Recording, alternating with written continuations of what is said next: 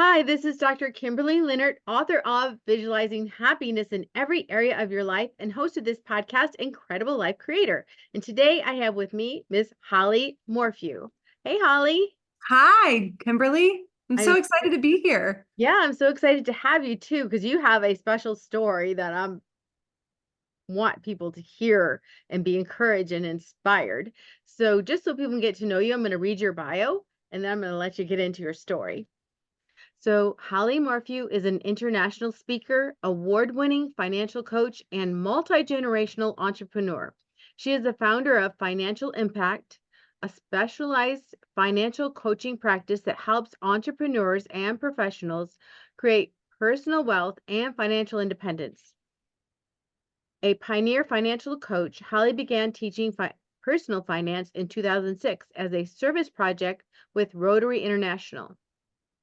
She received the prestigious Rotarian of the Year award for her work in financial literacy and has been recognized for bridging the gap for outstanding work in private practice as an accredited financial counselor.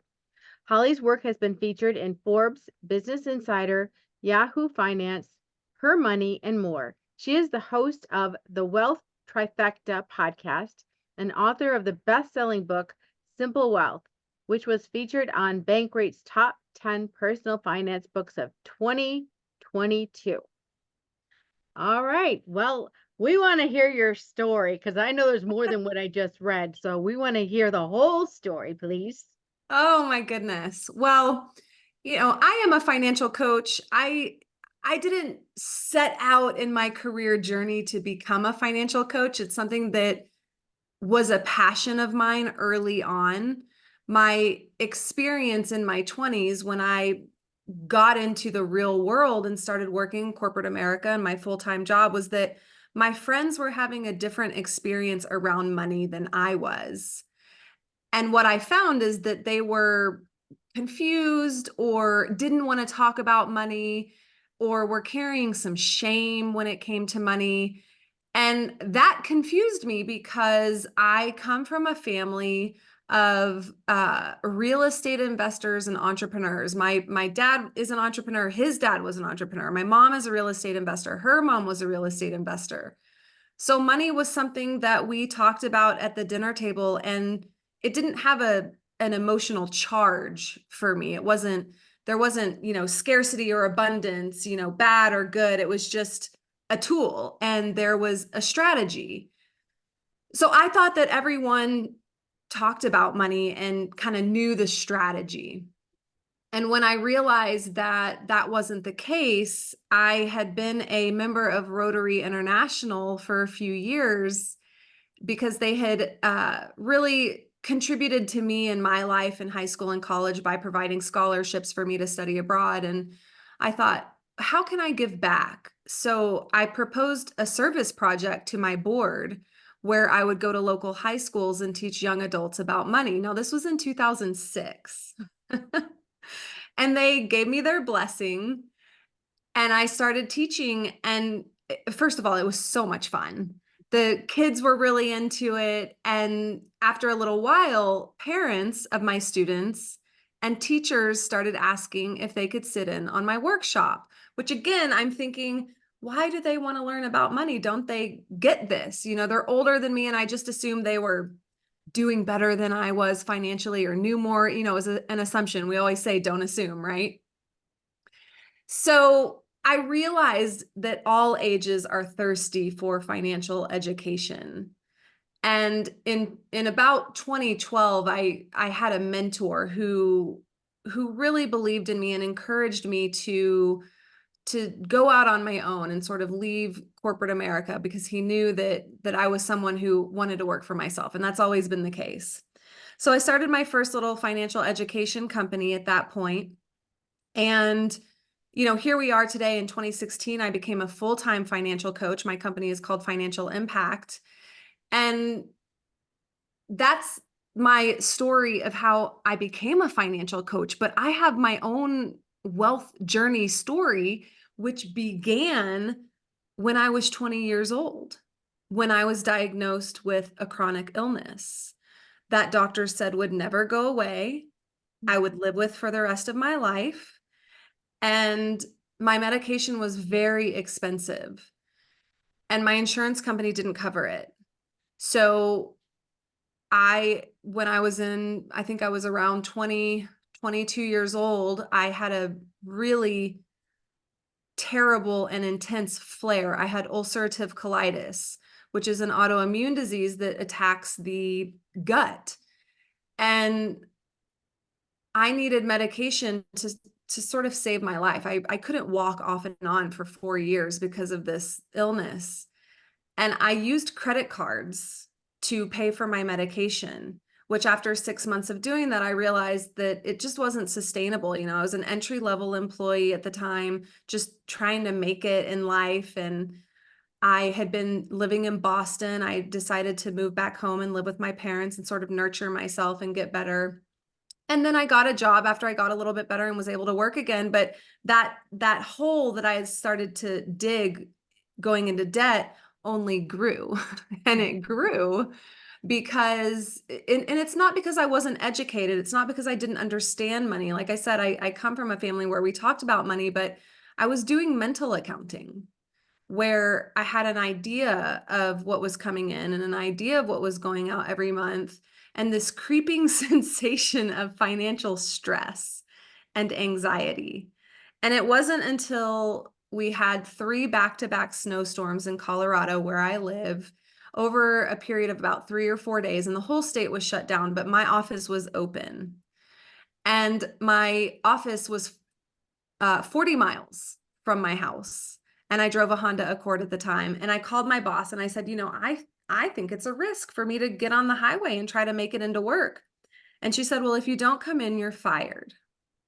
And as I thought about what that would mean for me, I realized that I was not only in debt, and I didn't really know how much debt I had at that point, but I was also living paycheck to paycheck. I was always waiting for my paycheck so that I could pay my next month's bills. And I had a lot of bills, a mortgage, a car, a lifestyle, and tons of credit cards. So I did make it to work and home. And that night I decided to face my money for the first time in a long time. I added up my credit card balances and discovered that I had $67,000 of credit card debt. Wow. Which of course, immediately I'm sweating and I'm thinking, oh gosh, how am I going to get out of this, situation? So the next morning I called my financial advisor thinking surely he can help me. And he listened, and his first question was, well, how much more money do you want to invest? And my mind sort of exploded at that moment because I had no money to invest, and that was not a solution for me. So I just started wondering, well, who's the person who can help me with my real problem, which was I just wanted more freedom and choices in life. And I realized there were no financial coaches. The industry hadn't even been invented at that time. And so I decided to study everything that I could learn about personal finance, entrepreneurship, passive income, wealth management, debt elimination, money. And I created a system. I applied it to my personal finances, and 3 years later, I was totally debt free. Shortly after that, I started to have some money and some security in the bank. And then in my 30s, I became financially independent. And the system that I teach is so simple. That's why I titled my book Simple Wealth, because it does not matter where you start on your wealth journey. Anyone and everyone can create wealth, no matter where you're starting from, a mountain of debt like I was in, or just needing additional income. So I specialize in teaching people how to create additional income streams, how to manage their money simply so it's not overwhelming or confusing, and just creating strategies so that you know what to do with your money, because we don't talk about it. No. And a confused mind says no. So most people are living in this state of anxiety, and that's no fun. Who No, wants that? no, it's not. But so many people live paycheck to paycheck, Yes. or, just waiting, maybe not paycheck to paycheck, but just waiting for the next emergency to crash into life. It doesn't take much to wipe a person out, like your Yeah. illness, an accident. Yeah, so many things, so many things. And when, I really see money and personal finance and, security of employment or just security of income at the bottom of Maslow's hierarchy of needs. Mhm. Because when we feel safe, when we know we can pay our bills, we can go to the doctor, we can get, the braces for the kids or, whatever it is that's a real need, Mhm. then we are able to sort of ascend that hierarchy and meet, have deeper relationships and be creative and actualize our potential. But when we're living in a state of fear, we're constricted. And constriction, it clouds us from being able to be kind and have energy left over to build a business or write the book or be productive at work or play with the kids. Mhm. Exactly. When I think of that, not only feeling anxiety, but it just makes you tired. It just like sucks the wind out of you when you're feeling anxious and things are coming down on you.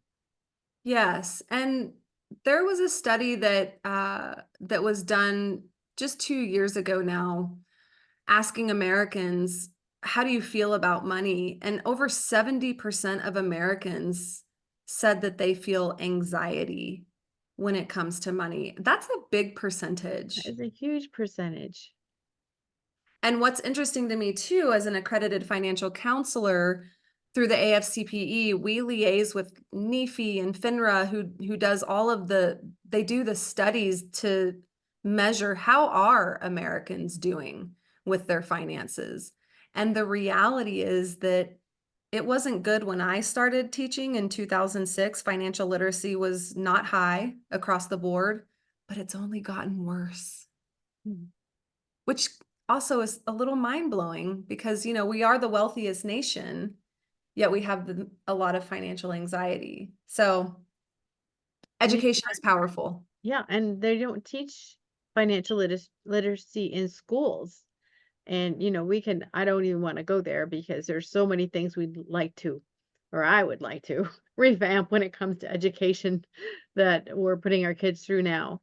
But one of them is, why aren't we teaching things skills people need? Why do we need 4 years of English and 4 years of social study? Why do we need that when someone can't balance their own budget? Well, I couldn't agree with you more, Kimberly. Those soft skills, the things that you talk about on your podcast all the time, these are what truly matter in a fulfilled life. And isn't that what we all want? Is Mhm. to feel fulfilled and joyful and happy. Yeah, And just thinking about, and not to get too philosophical, but I was at a workshop the other day with a financial advisor who and I believe that there is a lot of value in the financial advising industry. I want to be really clear about that. When people ask me what I do and how am I different than a traditional financial advisor, the way I explain it is a financial advisor helps you invest money that you already have. A financial coach like myself, I help you create more money to invest starting where you are financially today. So she held this workshop and the question was raised, what if you look at society, what do we value? If you don't have conversation, but you just kind of look at society as a whole, and it's very clear that what we place value on from a money perspective, where does all the money go? It's, greed, power, status, fame, celebrity, professional athlete, that kind of thing. And those are the things that don't really make us happy, mhm, right? Like the things don't make us happy. It's the experiences and the relationships and feeling like we're living aligned with what we value. So I would love to, my big, great vision for the world is that everyone is in touch with what their core values are. mhm, And they're all so different. And that we're all actually standing for those values in our own unique way. And how beautiful would the world be if we incentivized taking care of each other or taking care of the planet instead of incentivizing, the things that we do. mhm. Exactly. Exactly. So, um, there's people all from the gamut from very in debt like you were to people who are they look good, smell good, appear like everything's good, and then have the very wealthy people who obviously understand money better than some of us. So let's just start with someone who is in debt like you were. What are some of the one or two first steps to even look at or to change their thinking or habits or something? Yeah. The first step is just awareness. It's as simple as that. Most people aren't aware of where their money is going, and they're not aware of what they're telling their money to do, if anything at all. And what's interesting is that money just does what we tell it to do, and you don't need a lot of money to create wealth in this country. A $50,000 a year earner can become a millionaire.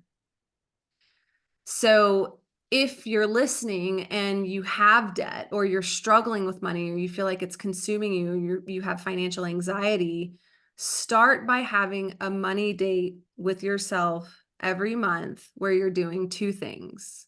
You're looking backwards at where did my money go? And you're actually using some kind of tool like a spend tracker that's consolidating all of your accounts into one place. You have one, we call it a register, where every transaction that's happening within your whole financial scenario is Mhm. recorded. And then you can actually see, and this is what I did. This is the very first thing I did when I started to think, okay, I've got to change my situation or my ship is gonna sink, Mhm. was to get really clear on, okay, where has my money been going? And realizing that when it comes to money, everything is an opportunity cost. So if I reduce my $1,000 a month, for example, that I was spending on food and bring that down to $800 a month, and then I take that 200 and put it towards my debt, for example. And there is a strategy. I mean, there's certain things we want to do, and we can talk about, there's only 4 pillars of wealth, and we build them in order for a strategic and mathematical reason. We can talk about that. But, the second thing I would say is to identify what I call your impact number.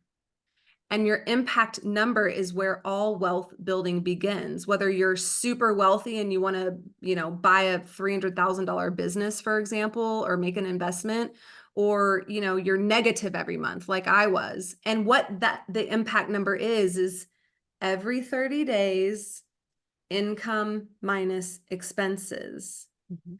And the goal is that over a 12-month period, you're positive. Mhm.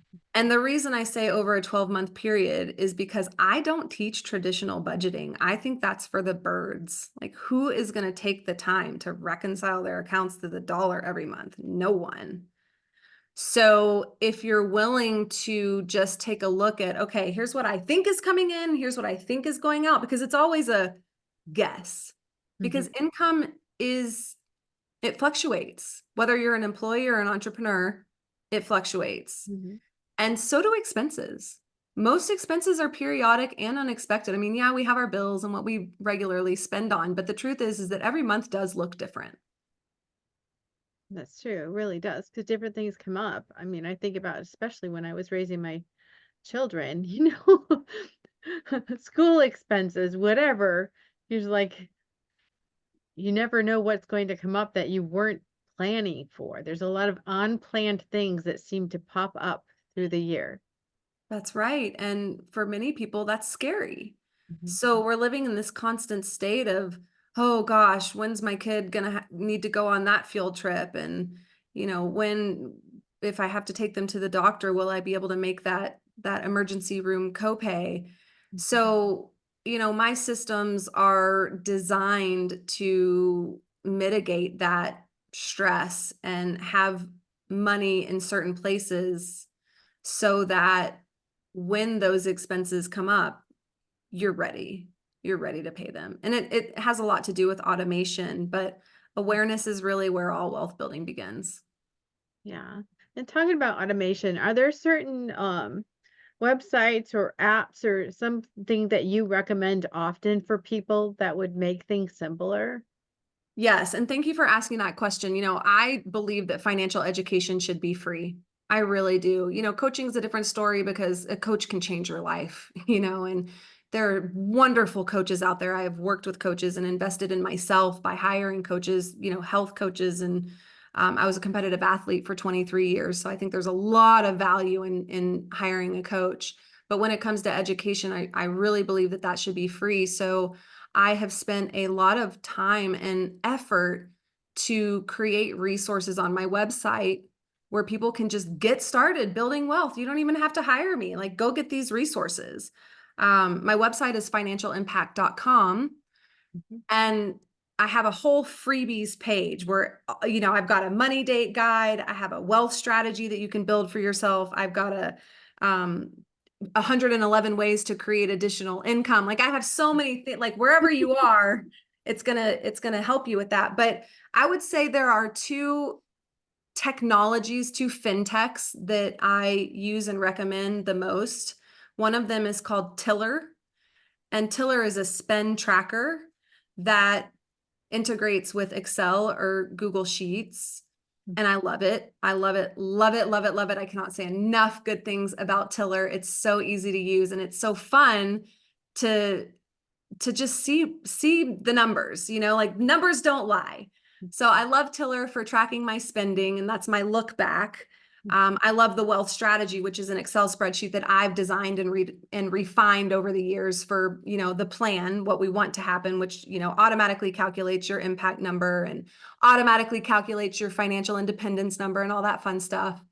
But the second fintech that I love and use and have for many years is Chime.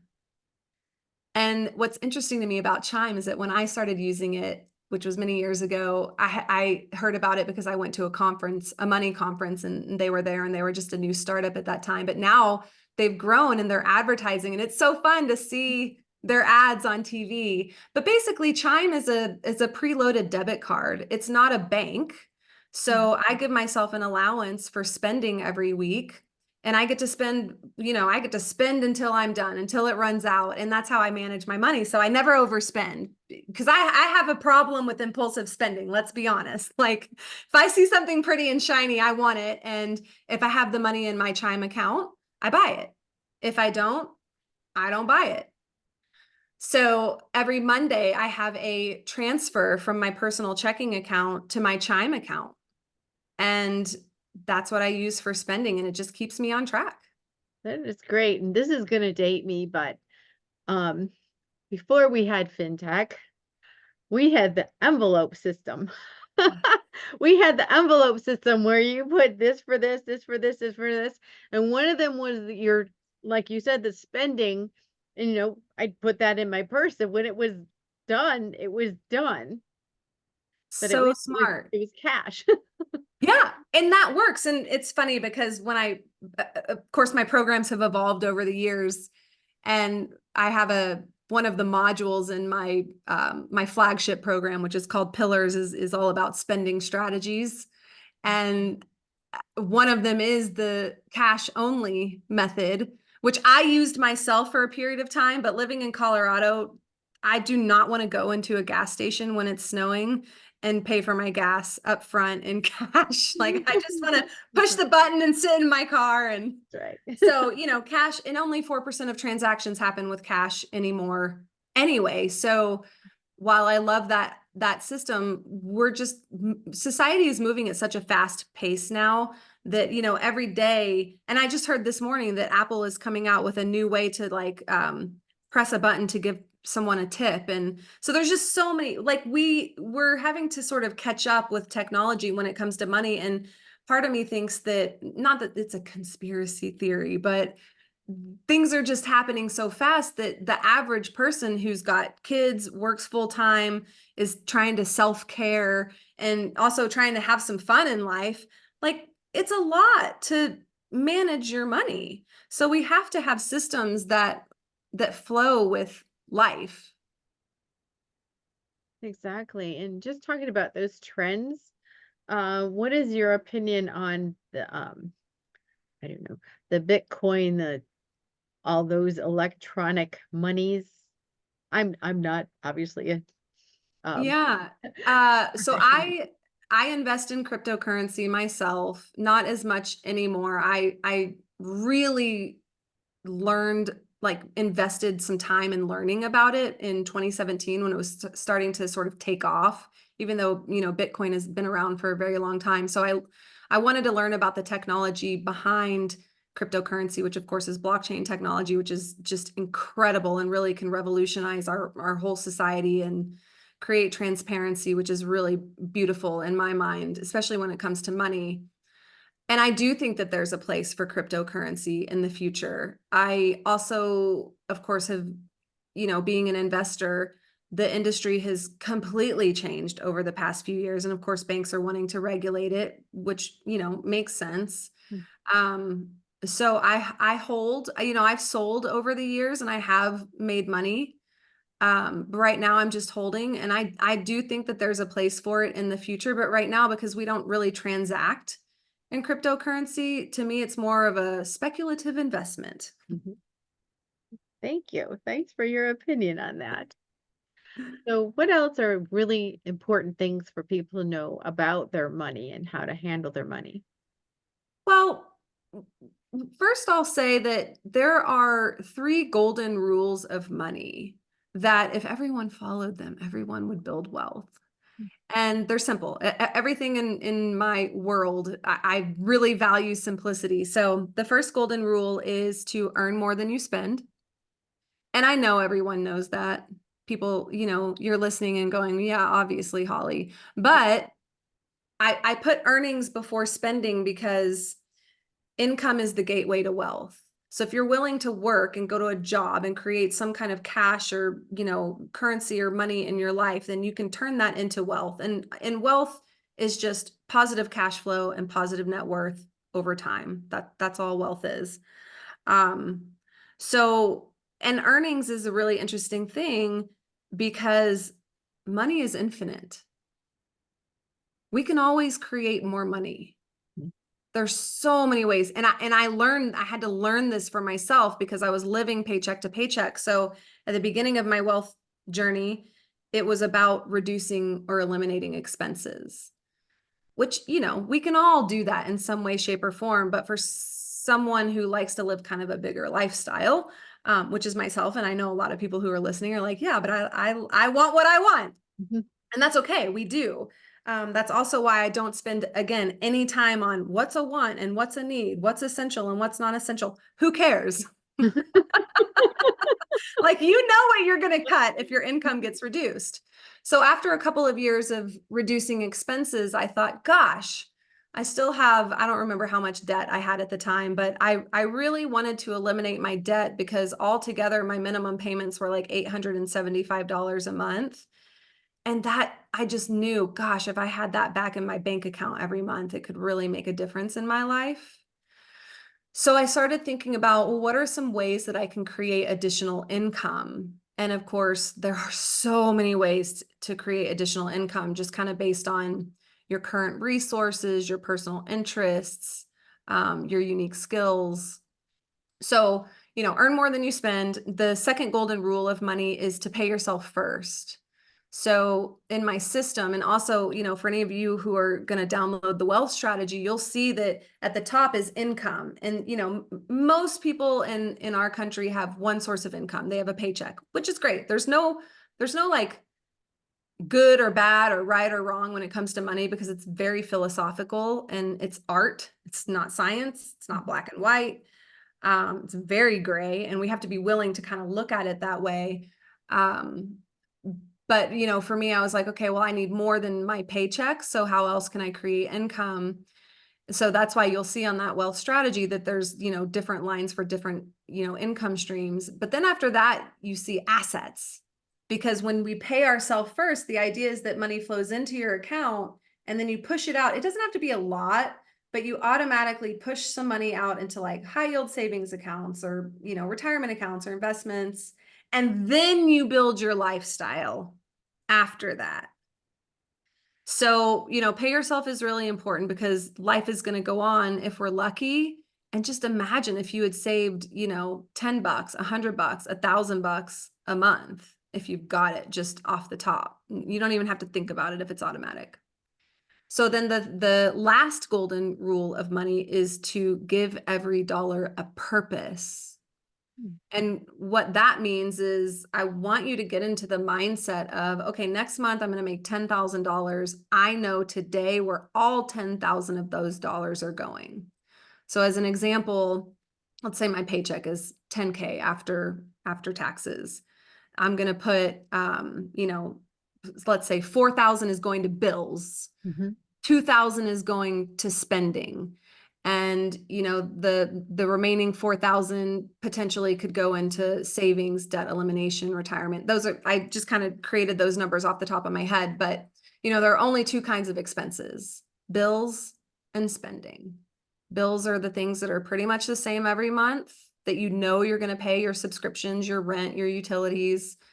And then spending are the things that we have a lot of control over. And sometimes we don't.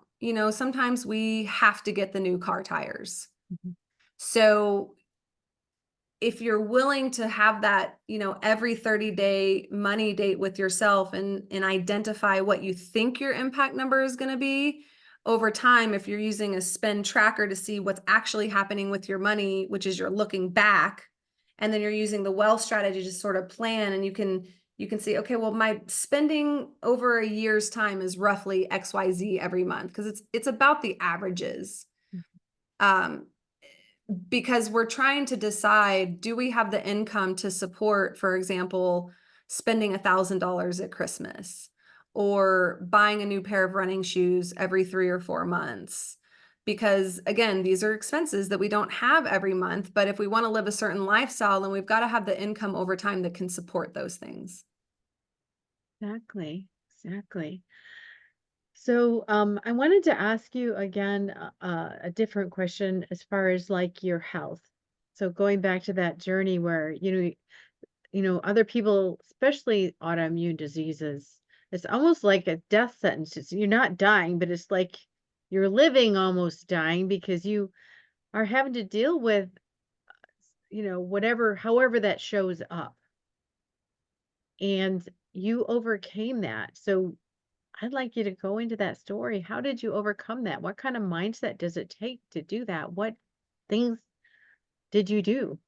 Thank you for asking that question, Kimberly. I did a lot of things, but the first thing that I did was I opened my mind. So after those 4 years of suffering, and I was so young and I felt very alone, and I had a lot of shame and guilt around being sick. And of course, I was in college, so it was supposed to be the best time of my life. And meanwhile, it was not a good time for me. And I really wasn't sure that I was going to live. And meanwhile, doctors were just pumping me full of medications, because that's what our modern medical system does, is they learn about medications, and they see that as the solution. But I knew that they were making me feel worse. And I also knew that I wasn't getting better. And so I had this moment where I woke up. I had graduated from college. I had moved to the East Coast. It didn't work out because I got really sick when I was there, moved back home, felt like I had failed in life. And I was living in the basement of my parents' house. And this one morning I woke up and I remember looking at the ceiling thinking, okay, if there's God, or, a greater power, or, something that's, bigger than me, I said to them, I know there's a better way. I don't know what the way is. Will you show me? And from there, I, intentionally started to seek out alternative healing modalities and started reading books. I read books about how to heal the gut. And so I learned a lot about food as medicine, nutrition, supplements. I started seeing a chiropractor who actually didn't even touch my body. It was really interesting. I did energy healing. I'm now a certified Usui Reiki levels 1 and 2 practitioner, just because of the profound experience I've had with energy healing.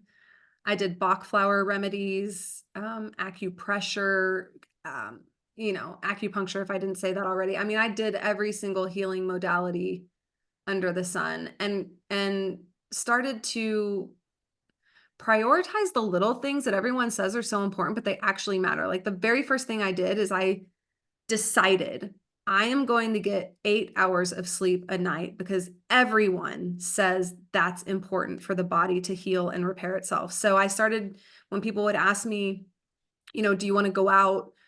Was it going to be a late night? I just started saying no. Mhm.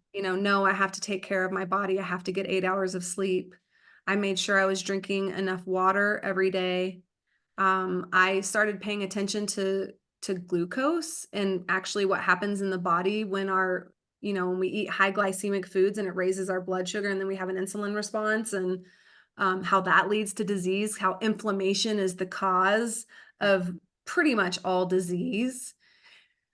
And I just practiced that, for, like I said, 17 years. And it's funny because I remember dreaming of the day when, practicing meditation and practicing taking care of my health just was automatic and it wasn't so hard. Mhm. And that's where I am now. Like I kind of feel like I'm a machine in some ways. Like I always get my sleep. I always drink my water. I always get in nature. I always meditate. Like my whole life revolves around health because I know what it's like to not have it. Mhm. And you're so right, Kimberly. When we don't have physical health, life kind of becomes a burden. And I just knew that it didn't have to be that way. I believed that there was another way for me. So I hope anyone listening who's going through that, they're hearing it and, say your prayers, ask for help in the spiritual world and in the real world here, because there are answers to a lot of the things that people are going through. And I'll also share this moment that I had with my therapist. I didn't start seeing a therapist until 2013 because I had anxiety. And it was starting to kind of interfere with my life, and unbeknownst to me at the time, anxiety comes from somewhere. I didn't realize that. And at this time I was in a flare and was experiencing a lot of pain and just a lot of symptoms that are scary. And one day I went into her office and I'm sitting on the couch, and she was much older than me and just really able to hold space and call me higher.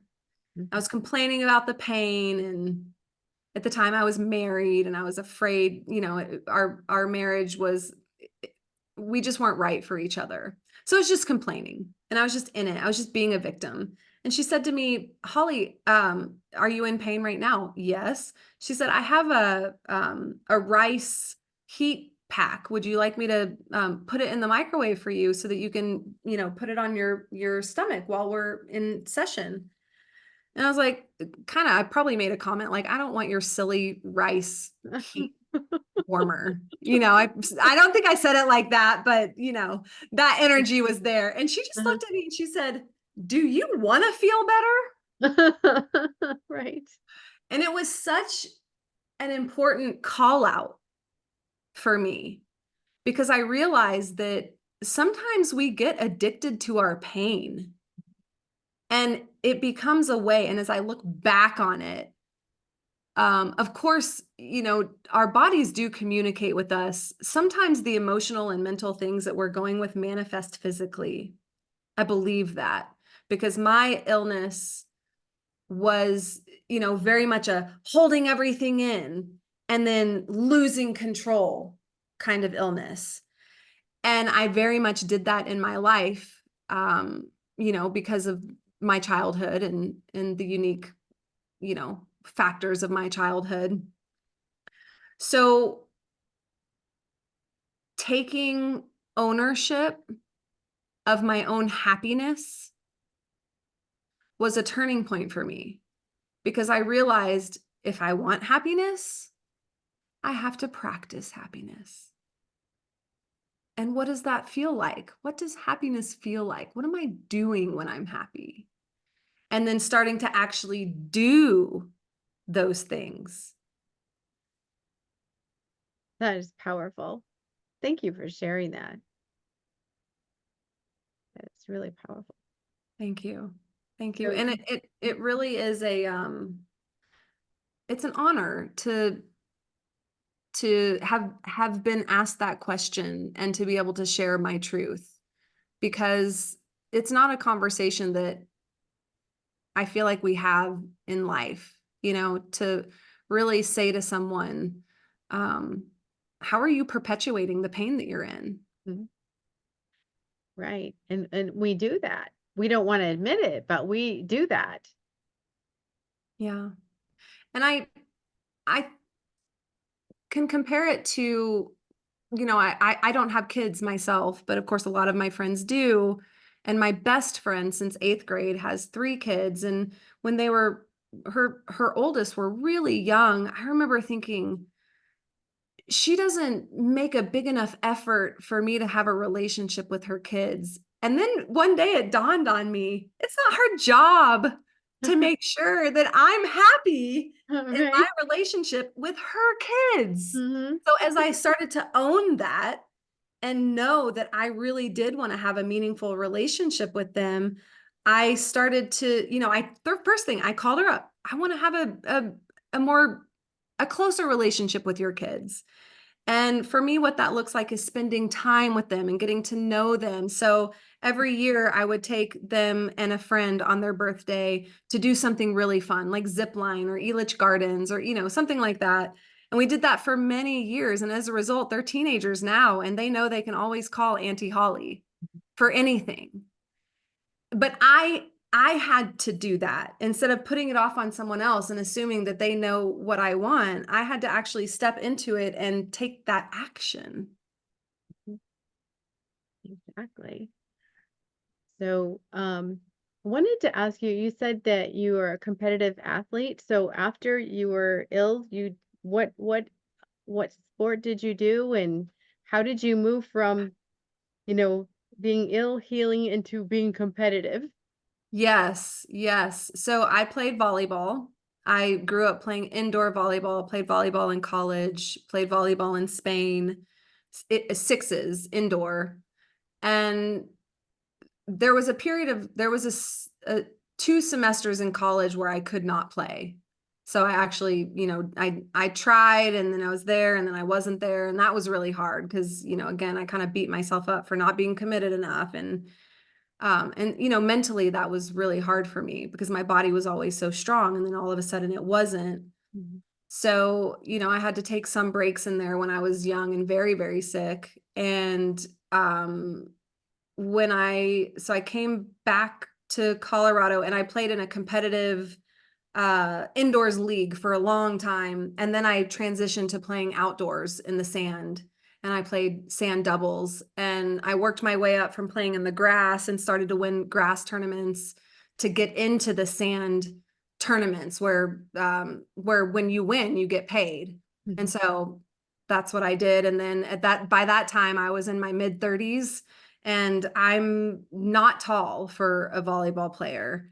And my age and my height started impacting my game, and my body was starting to feel, not because of well, I mean possibly because of the UC, but like I could tell that my knees were starting to wear down. So I retired in 2015. And I'm really glad that I did because my body feels so much better, since I retired from that high impact sport. Mhm. Yeah, but fun while you were doing it. Sounds like you had Oh my many gosh, I years of miss it exciting so play. much. Yes. So, now I'd like for you to tell us, you kind of told us your website before, but this is the place in the podcast where you tell us about your stuff, your book, your website. How do people connect with you? Yeah, yeah. You can connect with me on the socials at Holly Morph, HOLLYMORPH. You can even send me a DM. I do respond. My website is financialimpact.com. My book, Simple Wealth, is on Amazon. I have an audio version of it, and of course, also the paperback version. And go get those freebies. You know, if you're confused, ashamed, or overwhelmed when it comes to money, just start there. You will get off on the right foot and hopefully start feeling confident and empowered when it comes to money. And I want that. I want that for everyone because our society as a whole will be elevated when we all start to feel safe when it comes to our finances. That is beautiful. Thank you. So now I have a personal question. What gives you the most happiness and fulfillment in your life right now? Oh gosh, I just got back from 2 weeks in Zion with my partner, and we hiked and biked every day. And just to I feel so thankful, number 1, that my body can do that. And number 2, that I am in a relationship with someone who wants to do that with me.